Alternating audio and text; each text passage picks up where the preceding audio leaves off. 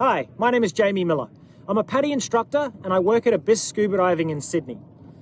Over the last 17 years as a PADI instructor, I've had some pretty amazing opportunities to both train and dive with divers at pretty much every level within scuba diving.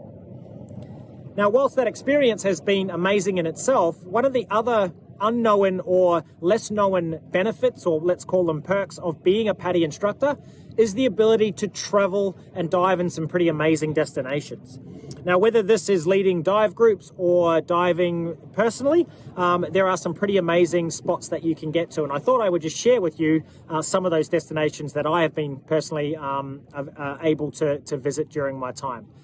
So the first place that I've been to is Vanuatu, and I've been to the islands of Villa, Hideaway and Santo to do some pretty amazing diving in all of those three places. I've been to Fiji on a couple of occasions, including a small period where I actually worked for a resort in Fiji. I've taken a dive group to Papua New Guinea. I've taken a dive group to the Solomon Islands on a couple of occasions.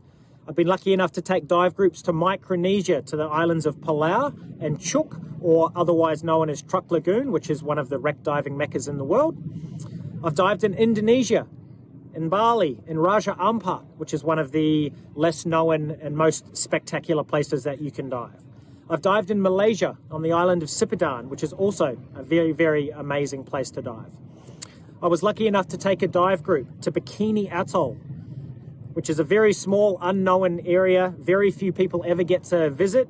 I think more people have climbed Mount Everest than have dived in Bikini Atoll, which is where the US had their naval fleet testing back in the 1940s. So diving on aircraft carriers, battleships, attack submarines, spectacular place to dive, especially if you love wreck diving. I've also been lucky enough to dive on an aircraft carrier in Sri Lanka. That was a very, very amazing experience.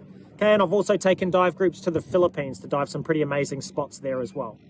So looking at those sort of 12 to 15 places that I've been lucky enough to visit as a dive instructor, you can also see, what those potentials would be for you as a dive instructor in the future.